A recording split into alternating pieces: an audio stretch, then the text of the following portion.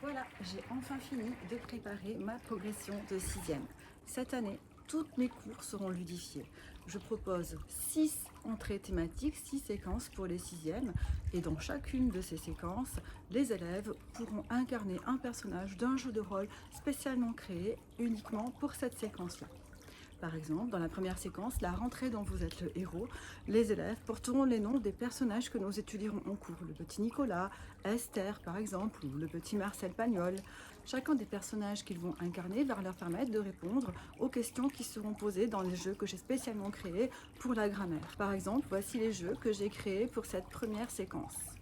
Dans cette première séquence, les élèves pourront jouer aux cartes à pince vocabulaire de la rentrée, à Cultive ton champ lexical, au détermi gagnant de la rentrée. Ils pourront faire une enquête sur les sujets. Ils pourront faire un jeu sur les types de textes, un memory des registres de langue, un petit bac des noms, un triomino des adjectifs de la rentrée, tout cela en respectant leur jeu de rôle de la rentrée avec les personnages qu'ils incarnent. La deuxième séquence porte sur les monstres et les élèves incarnent également des personnages avec lesquels ils vont devoir lutter contre les monstres. Et chacun de mes jeux est également axé sur le thème de cette thématique, les monstres. Par exemple, voici un jeu. L'objectif de l'épée enchantée est d'apprendre à utiliser le plus que parfait. Le jeu est donc axé sur cet apprentissage et il propose des phrases qui sont en rapport avec l'entrée thématique qui est étudiée avec les élèves, c'est-à-dire les contes, les monstres, les princes et les princesses. La troisième séquence porte sur l'Odyssée et sur les récits d'aventure. Et de la même façon, les jeux sont tournés vers les récits d'aventure et vers l'Odyssée et vers Hercule. Au cours de cette séquence, les élèves incarneront des héros grecs sous forme de hoplites.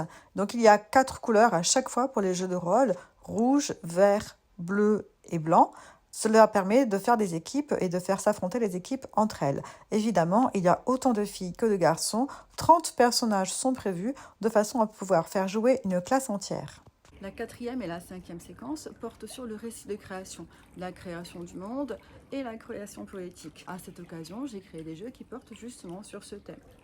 Voici par exemple le jeu Attributs magiques qui porte évidemment sur les attributs du sujet et du COD. On peut enlever les attributs du COD si on ne veut pas jouer avec.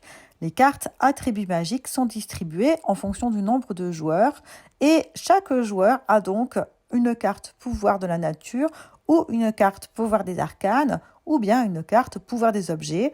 Les joueurs répondent donc en fonction de la carte qu'ils ont choisie et du personnage qu'ils incarnent dans le jeu de rôle qui dure pendant toute la durée de la séquence sur les récits de création.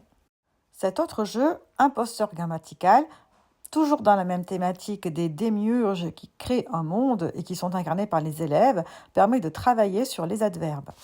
Pour la dernière séquence, la ruse, j'ai décidé d'étudier le médecin malgré lui. J'ai créé un jeu, bien évidemment, qui permet d'aborder la lecture cursive de l'œuvre en jouant à un jeu de plateau collaboratif et collectif. J'ai également créé des jeux grammaticaux qui permettent de jouer à l'occasion de l'étude des différentes leçons d'étude de la langue de cette séquence comme de toutes les autres séquences par ailleurs. Ainsi, en ludifiant l'intégralité des apprentissages que je propose à mes élèves, j'espère les motiver, les rendre acteurs de leurs apprentissages et surtout, cela va me permettre de m'adapter aux différents groupes de besoins que j'aurai en face de moi au cours de cette année.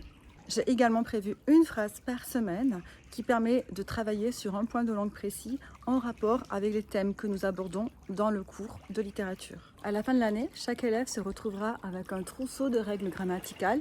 Chaque fiche correspond à une leçon. Ils devront donc les garder pour l'année suivante jusqu'au DNB et peut-être même jusqu'au bac.